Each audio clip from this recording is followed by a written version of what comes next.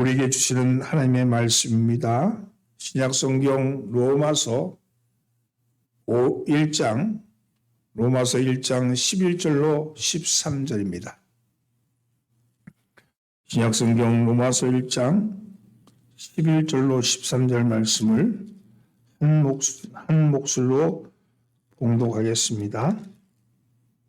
내가 너희를 보기를 간절히 원하는 것은 어떠한 신령한 은사를 너희에게 나누어 주어 너희를 견고하게 하려 함이니 이는 곧 내가 너희 가운데서 너희와 나의 믿음으로 말미암아 피차 안위함을 얻으려 함이라. 형제들아, 내가 여러 번 너희에게 가고자 한 것을 너희가 모르기를 원하지 아니하노니 이는 너희 중에서도 다른 이방인 중에서와 같이 열매를 맺게 하려 함이로되 지금까지 길이 막혔도다. 아멘.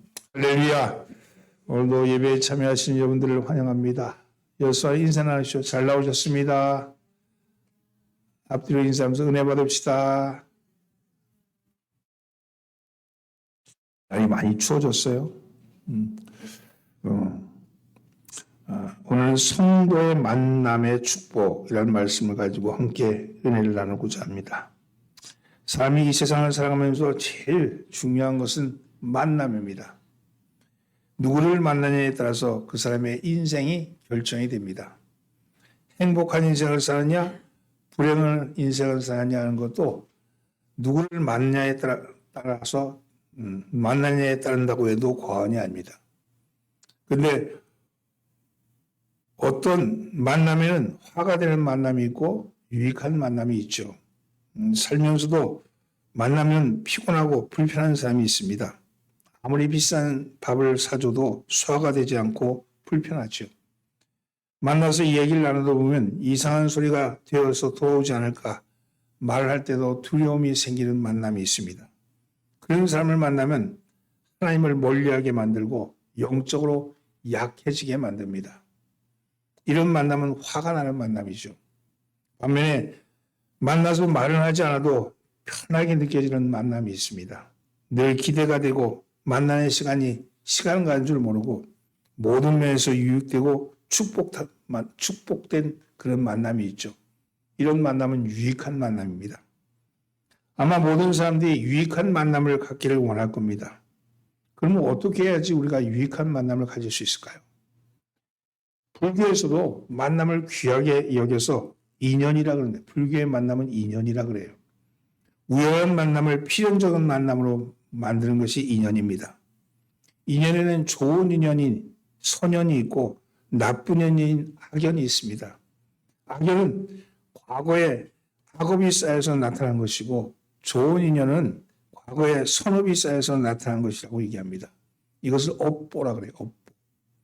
그래서 사람은 살면서 내세의 좋은 만남을 위해서 선업을 쌓아야 한다. 그렇게 불교는 얘기하죠.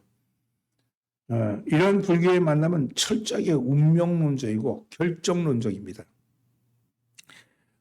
그런데 이러한 불교적인 세계관은 우리 조상들의 DNA 속에 오래도록 녹여져 있어가지고 한국인의 만남에 대한 의식은 은연중에 무의식적으로 과업에 따른 만남, 업보에 따른 만남이라고 생각해요. 내가 이렇게 좋은 만남 가진 거는 과거에 뭔가가 쌓여서 그게 된 것이지 이렇게 생각한다는 거예요. 그러나 만남에 대한 기독교의 세계관은 운명론적이거나 혹은 과학적이지 않습니다. 기독교의 만남은 철저하게 하나님의 은혜 가운데 이루어진다고 봅니다. 우리의 일상 가운데 우리와 동행하시는 하나님이 만남을 주관하고 계시다. 이렇게 말합니다. 하나님이 주관하신 만남의 이해는 성경에서 얼마든지 찾아볼 수 있습니다.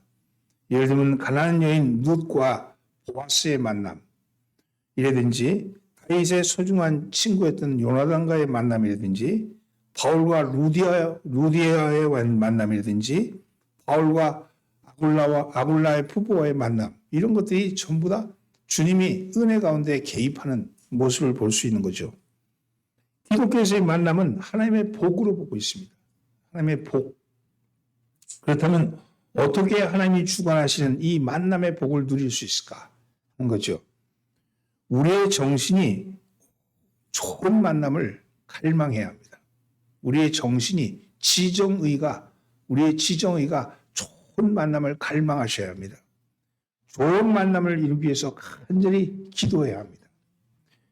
오늘 본문에 보면 사도 바울이 하나님 앞에 로마 교회와 성도들을 만나기 위해서 쉬지 않고 기도했다. 이렇게 말씀하죠.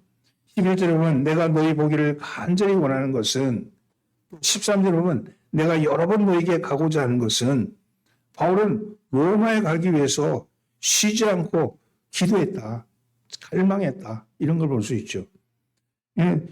로마에 가고 싶은 소망이 간절한 갈망이 그 일상의 깊이 가운데 함께 하시는 하나님의 영을 움직이고 어떤 만남이든지 협력하고 선을 이루게 하시는 것이 바로 하나님의 만남의 축복입니다.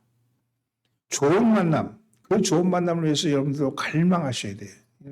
간절히 사모하셔야 돼요. 하나님이 좋은 만남 갖게 해주세요. 좋은 만남이 이루어지게 해주세요. 자녀를 위한 축복도 그러하고, 여러분 자신을 위한 축복도 그러하고, 가족을 위해서도 그러하고, 교인들을 위해서도 그러하고, 여러분의 만남이 유익한 만남이 되게 해달라고 간절히 간구하는 게 중요합니다. 그렇다면 좋은 만남이 되게 하기 위해서는 어떻게 해야 하는가? 먼저 서로에게 믿음이 견고한 만남이 되어야 합니다. 따라서 서로에게 믿음이 견고하게 되는 만남이어야 합니다. 11절 말씀 함께 봉독합니다. 내가 너희 보기를 간절히 원하는 것은 어떤 신령한 은사를 너에게 나눠주어 너희를 견고하게 하려 함이니, 성도의 만남은 서로의 믿음을 견고하게 하는 만남이 되어야 합니다. 바울은 내가 왜 로마를 방문하고 너희를 보기를 원하는 줄 아느냐? 사도 바울은 이렇게 말하면서, 사도 바울은 로마 교인에게 하나님이 자신에게 주신 은사를 나눠줘서 성도의 믿음이 견고케 하기를 원했다고 얘기합니다. 하나님께서 주신 은사는 서로 나누고 섬기는 거죠. 다른 사람의 믿음을 견고하게 하는 것입니다. 이것이 성도의 교제입니다. 그러면 우리에게 주신 은사가 무엇이고 다른 사람을 어떻게 도우라 하신 것일까요? 은사는요, 하나님이 교회를 섬기라고 주신 선물이고 축복이기 때문에 바울은 그 축복의 사명을 잘 알고 있어요. 은사는 나만을 위한 건 제주예요, 제주. 이 제주가 은사가 되려면 섬겨야 되는 거예요. 다른 사람을 섬길 때 은사가 되는 거죠. 여러분, 우리의 은사를 받음이 축복이 아닙니다. 받은 은사를 다른 사람을 견고하게 나눌 때 그게 진정한 축복이 되는 거죠. 따라서 성도들은 모여서 자기 자신이 잘났다고 떠들어서는 안 됩니다. 자랑해서는 안 됩니다. 여러분, 복에는 두 가지가 있어요. 하나는 성공하는 복이고 또 하나는 위대해지는 복입니다. 성공은 남보다 잘 되는 것이죠. 당시에 많은 사람들이 예수님을 따라다녔습니다. 그 이유는요, 이 세상에서 성공하기 위해서 그렇습니다. 그러나 예수님은 그들을 불쌍히 여기셨습니다. 대신에 진정으로 위대해진 복을 가르쳐 주신 거예요. 위대한 복을 가르쳐 주신 거죠. 예수님은 위대하신 분입니다. 왜 위대하시냐면 하나님의 아들이기 때문에 아닙니다. 하나님의 영광을 버리고 죄 많은 이 땅에 오셔서 우리의 죄를 짊어지고 죽으셨기 때문에 위대하신 것이죠.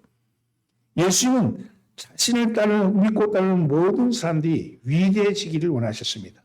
위대하게 살라고 하셨습니다. 그리스도인들에게 가장 심한 욕이 무엇인지 아십니까? 난 널 때문에 예수 못 믿겠어. 너를 보면 오히려 시험이 든다. 너를 보면 하나님이 없는 것 같아. 내가 인간이 되면 그때 내가 예수를 믿겠다. 내가 변화되면 내가 교회에 나가겠다. 이렇게 말을 듣는 것은 정말 그리스도인으로 비참한 그런 말입니다. 왜 이런 말을 듣습니까? 우리가 여기 하나님이 주신 은사와 복을 나누지 않기 때문에 그렇습니다. 하나님이 나에게 주신 은사와 복이 무엇이겠습니까? 나에게 있는 목소리나 악기 연주나 음식 솜씨나 물질이나 우리 속에 있는 모든 재능들이 하나님 주신 복이라는 거예요. 이 복을 자기만 위해 쓰지 말고 교회를 위해서, 이웃을 위해서 사용될 때 그것이 은사라는 거죠. 혼의 지배를 받으면 이런 것들이 자기를 드러내는 것이 되고 자기 만족을 위해서 쓰이게 됩니다. 그러나 성령 하나님이 동행하시면 이러한 재능이 곧 만남의 복이 되어서 다른 사람의 믿음을 견고케 하는 도구가 되는 겁니다. 따라서 성령의 인도하심 안에서 성도들이 만나면 서로 섬기고 서로 믿음을 견고케 하는 일에, 여러분, 견고케 하는 일에 사용되는 거죠. 여러분, 우리가 만나는 건요, 우리가 그리스도 안에서 만나는 것은 서로의 믿음을 견고케 하기 위해서 만나는 거예요. 서로의 믿음을 이 험난한 세상, 이 어려운 세상 속에서 의지하고 서로 믿고 따를 수 있는 사람이 옆에 있다는 것이 얼마나 큰 힘입니까? 그것을 위해서 서로가 나눠야 되는 거죠. 사랑하는 성도는, 우리의 만남은 우연이 아닙니다. 여기 이렇게 모여 있는 것 우연이 아닙니다. 하나님의 은혜 가운데 이루어진 복된 만남입니다. 이 만남 속에서 일하시는 하나님을 의지하고 내가 가진 재능과 은사를 서로 나눔으로 믿음에 견고해지는 역사가 일어나기를 예수님으로 축원합니다. 두 번째는요, 서로에게 위로와 격려가 되는 만남이어야 합니다. 여러분, 서로에게 위로와 격려가 되는 만남이어야 합니다. 12절 말씀 함께 공부합니다. 이는 곧 내가 너희 가운데서 너희와 나의 믿음으로 말미암아 피차 아니함을 얻으려 함이라. 세상에서 만남은 자기의 수준에 따라서 수준에 맞는 끼리끼리 만나는 이기적인 만남입니다. 그래서 말로는 상한다고 하지만 속에서는 서로 비교하고 시기심과 질투심이 밑바탕에 깔아앉아 있어서 언제라도 휘저으면 하고 올라오는 거죠. 성령 안에서 만나면 서로에게 연민의 감정이 생깁니다. 서로를 불쌍히 여기는 마음이 생기는 거죠. 그래서 상대방을 쓰러뜨리는 것이 아니라 서로를 든든히 세워주는 만남입니다. 이 안위하다는 단어는 함께 위로하고 격려하다는 뜻입니다. 성도를 만나면 함께 위로하고 서로 격려하는 만남이 되어야 합니다. 가정과 교회는 서로와 함께 위로하고 격려하는 공동체여야 돼요. 가정이 위로되지 못하면, 자녀들이 가정에 붙어 있지 않습니다. 교회가 격려하지 않으면 교회 성도들이 붙어 있지 않습니다. 서로에게 위로하고 격려하는 만남이 되어야 합니다. 함께 모여서 서로 기쁨과 슬픔을 나누고 고통을 위로하고 격려하는 만남을 가져야 합니다. 인간은 상갈대와 같이 연약합니다. 이 세상은 광야와 같습니다. 전쟁터 같은 세상에서 살고 있기에 날마다 즐겁지만은 않습니다. 피곤하고 힘들 때가 많지요.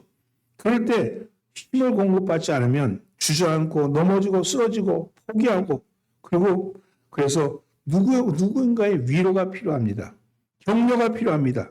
힘들고 어렵고 마음이 아플 때 누군가 와서 해주는 한마디의 말이 나에게 힘이 되고 위로가 됩니다. 누군가 내게 와서 등을 두드려주고 손을 잡아주면 그때 새 힘을 얻게 되죠. 위로는 쓰러지는 우리를 세워주고 지탱할 수 있는 힘을 공급해 주는 거예요. 그리고 계속 할 수 있도록 힘을 제공해주고 전진할 수 있는 능력을 주는 것은 격려입니다. 여러분, 교회는 서로에게 상처를 주고 아픔을 주는 공동체가 아니라 서로의 믿음을 서로 격려해주고 위로해주는 공동체가 되어야 합니다. 예수님은 많은 병자를 고치시고 죽은 자를 일으켜 세우셨습니다. 예수님께서 말씀만 하셔도 환자를 고칠 수 있었지만 왜 안수하시면서 병을 고치셨을까요? 그의 지심이 위로요 격려였기 때문입니다. 문둥병에 걸렸다고 하면 문병도 오지 않고 감히 손을 얹을 생각은 하지도 못합니다. 그러나 예수님은 그의 병든 부위에 손을 얹으시고 그를 고치셨습니다. 말씀으로도 얼마든지 고칠 수 있지만 눈먼 자의 눈을 만지시고 상처받고 거절당한 그리고 외로운 자의 육신에 손을 얹으시고 축복하며 낫게 하셨습니다. 예수님이 이렇게 위로하고 격려하셨습니다. 이것이 바로 하나님이 주시는 위로와 격려의 모습인 거죠. 예수님을 믿는 사람들은 내가 기도를 안 하니까, 말씀을 안 읽으니까 그러니까 문제가 생긴다. 그런 병에 걸린 것은 너의 뭔가 잘못이 있기 때문이라고 정죄하기보다는 내가 가서 고쳐주겠다고 하시는 예수님처럼 그가 가서 그의 손을 만져줄 수 있어야 합니다. 그러면 우리는 다른 사람을 어떻게 위로하고 격려할 수 있을까요? 첫째는요, 칭찬하십시오. 칭찬. 여러분, 우리는 칭찬을 통해서 위로와 격려를 받습니다. 좋은 성품에 대해서 칭찬받거나 우리가 한 일에 대해서 칭찬받을 때 위로와 격려가 됩니다. 히브리서 10장 24절 말씀에 서로 돌아보아 사랑과 선행을 격려하라 이렇게 말씀합니다. 칭찬은요, 상대방의 좋은 점, 밝은 점, 장점을 부각시키는 겁니다. 아직 드러나지 않은 변화의 가능성을 보면서 칭찬하는 거죠. 예수님 제자들의 가능성을 보고 부르셨습니다. 덤벙대며 실수만 연발하는 시몬을 보시고 너는 장차 게바다, 베드로다 이렇게 말씀하셨습니다. 반석이라고 얘기한 거죠. 흔들흔들대는 바위를 향해서 반석이다. 자갈 같은 그의 마음을 보면서 너는 반석이 될 거다. 이렇게 말씀하는 겁니다. 가능성을 본 거죠. 가능성. 예수님의 눈으로 보자 바울은 교회의 핍박자가 아니라 그 안에 있는 열심을 보니 그를 이방인의 사도로서의 가능성을 본 겁니다. 그리고 그것을 칭찬하셨습니다. 여러분, 드러나는 것을 칭찬하는 것도 있지만 가능성을 보고 칭찬하는 거예요. 지금은 그렇지 못하다 할지라도 그렇게 될 가능성을 보고 칭찬하는 겁니다. 여러분, 교회는요, 가능성을 보고 칭찬하는 공동체입니다. 여러분, 가능성을 보고 칭찬하는 여러분 되기를 예수님으로 축원합니다. 두 번째는요, 아픈 마음을 쓰다듬어 주십시오. 우리는 실수하고 실패할 때 좌절합니다. 그때 위로가 필요하죠. 실수할 수밖에 없는 상황을 이해해주고 실패할 수밖에 없는 현실을 이해해주는 것이 그것이 위로입니다. 바울은 과거에 교회를 핍박하던 자였습니다. 돌이킬 수 없는 엄청난 상처를 성도에게 남긴 사람입니다. 그런데 그 바울을 이해해준 것은요, 바나바였어요. 여러분, 바나바가 멀리 떨어져 있는 그 바울을 끌어다가 안디옥 교회에 데려와서 스승으로 삼지 않았습니까? 바울을 이해해주는 사람, 그가 바나바예요. 그 바나바의 이름이 위로의 아들이에요. 위로하는 사람이었죠. 슬픔을 당하고 고통을 받는 사람들은 위로가 필요한 사람들입니다. 남들은 볼 때 아무것도 아닌 것 같지만 그 스스로가 마음의 상처를 입어서 웅크리고 있는 사람들, 그를 찾아가서 위로해주고 그걸 이렇게 세워주는 것, 그것이 필요하죠. 세 번째는 용기를 불러일으켜 주셔야 합니다. 용기는요, 영어로는 encouragement인데 이 말씀은 안이라는 N과 courage라는 용기가 더해져서 용기, 이거는 낙심한 사람에게 용기를 주는 겁니다. 용기를 주는 게 격려하는 거예요. 이런 일을 당하면 주저앉기에 일어설 수 있도록 힘을 줘야 합니다. 우리 안에 있는 욕망과 꿈이 있는데 인간들은 힘든 일을 만나면 의욕을 상실합니다. 그 의욕을 상실할 때 인간은 무너져 내리는 거죠. 그것을 침체하고 그걸 슬럼프라고 합니다. 의욕을 상실하게 되면 바람이 빠진 타이어와 같이 되는 거죠. 그러면 차의 무게를 지탱할 수 없게 주저앉고 계속 다니면 타이어는 못 쓰게 됩니다.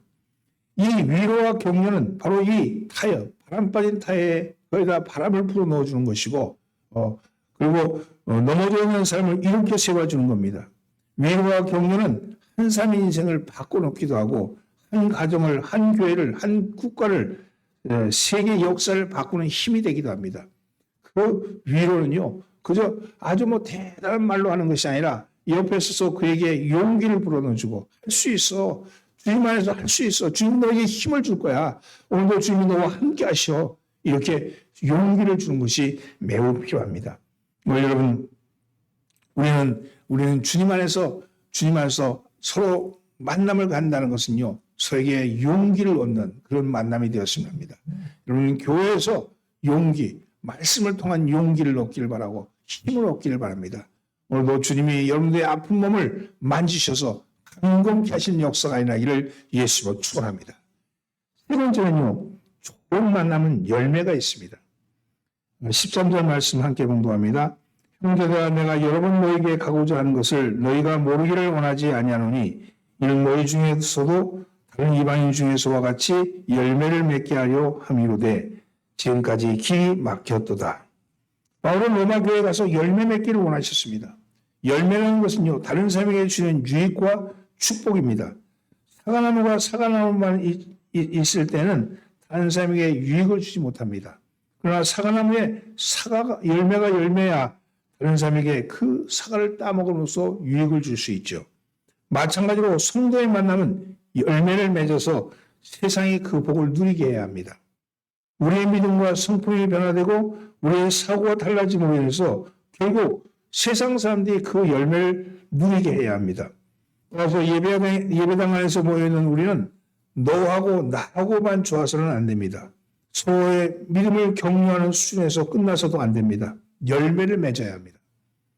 그래서 그 열매가 다른 사람에게 복이 되게 해야 합니다. 하나님은 사람들에게 복 주시기를 원하셨습니다. 사람을 창조하신 후에 제일 먼저 복을 주셨습니다. 그러나 아담이 타락한 이후 아담과 그의 후손들은 그 복을 잃어버렸고 저주와 멸망 속에 살아가고 있습니다. 타락한 자에게 복을 주시기 위해서 아브라함을 불러서 복의 근원으로 삼으셨습니다. 복을 구하는 것이 기복신앙이 아닙니다. 야베스는요, 하나님께 복을 구하여서 복을 받는 인생이 되었습니다. 복을 무언지 모르기 때문에 기복하는 거예요. 복은 하나님을 가까이 함이 복이고, 복을 주신 이유는 땅의 모든 족속이 너로 인하여 복을 얻을 것이니라 하셨기 때문입니다. 성도는요, 다른 사람에게 그 복을 나눠주는 복의 배달부가 되어야 합니다. 축복의 통로가 되어야 합니다. 우리로 인해서 세상이 복을 받아야 합니다. 우리로 말미암아 우리 주위에 있는 사람이 복을 받아야 되는 거예요. 그 이미 나에게 오신 주님을 만남으로 복을 받은 거예요. 그러면 이 복 받은 것이 열매 맺는다는 건요, 다른 사람들이 복을 누리게 해야 합니다. 예수님은 세계 올 너에게 주니 서로 사랑하라. 내가 너희를 사랑한 것 같이 너희도 서로 사랑하라. 너희가 서로 사랑하면 이로써 모든 사람이 너희가 내 제자인 것을 줄을 알리라고 주셨습니다. 너희가 서로 사랑하면 세상 사람들이 내 제자인 줄을 알게 되기에 너희가 서로 사랑함으로 아름다운 열매를 맺으라는 거죠. 그 열매를 통해서 세상 사람들로 기쁨을 누리게 하라는 거 아닙니까?